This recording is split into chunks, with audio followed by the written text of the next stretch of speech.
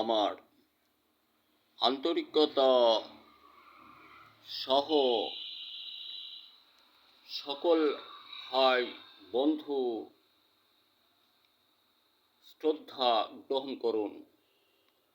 দেখুন, আমি বারুদ, মধুবন, মেঘবন, বনশ্রী ইত্যাদি নামে মাটি ও ফসল বিষয়ে 18টি পণ্য তৈরি আবিষ্কার করে, যেটা এই মুহূর্তেই বারুদ ও মধুবন কিছু অতীত হতে বাজারজাত করেছি, টুকটাক কিছু বলা চলে।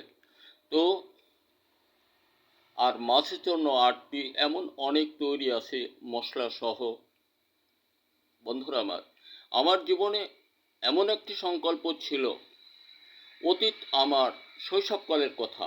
আমি দেশ ও জাতিকে এমন একটা কিছু দিব যা দ্বারা আমার দেশ বন্ধুর 2 টাকার উপকারে আসলেও হয়তোবা বোধ করি আসবেই। এমন সংকল্প নিয়েই আমি আমার কর্মময় জীবন, অতীত 52-53 সালে আমার জন্ম 1900, আর 1962 হতে আমি সে পথে। অত ছোট বয়সেই 10 বছর 12 বছর বয়সেই কেন যেন পূর্ণ জাতির প্রতি আমার আন্তরিকতা কাজ করেছিল। যা হোক, আমি ওদিকে অত বলবো না।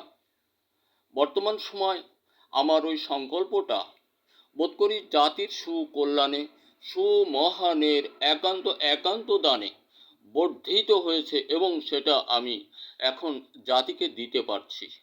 তবে বুঝে, আপনি জেনে বুঝে ধরে নিন। যেমন ধরুন, আপনি কৃষক মানুষ, আপনার জায়গা জমি ভূমি আছে নাই এমন লোক খুব কম। তো একটা জমিতে ধান রোপণ করলেন, আপনার জমিতে রোগাক্রান্ত হলো, তাওয়া দাবা, হাতে পচা মরা বিভিন্ন ছত্রাক। এখানে এখন আপনি এই তাওয়া দাবা হাতে বিভিন্ন ছত্রাক তাড়াতে আপনার কত অর্থ যায় আপনি ভালো জানেন। আর অবশ্যই এই সকল রোগ নিরাময় বা মুক্ত করে আপনি ফসল ঘরে নিতে পারেন না। আমি আপনাদিগকে বলছি কথাটা, আপনারা যারা বারুদ আর মধুবন ব্যবহার করছেন, তারপর এই ধান বংশবিস্তারের জন্য আপনারা প্রচুর টাকা ব্যয় করেন, কথাগুলি স্মরণ রাখুন। ধান বংশবিস্তারের জন্য এক্সট্রা টাকা, সেটা ওই রোগের জন্য তাওয়া দাবা হাতে পচা মরা ছত্রাক, এটার জন্য এক মানে খরচের পর খরচ করতে থাকেন। কখনো ভালো হয়, কখনো হয় না।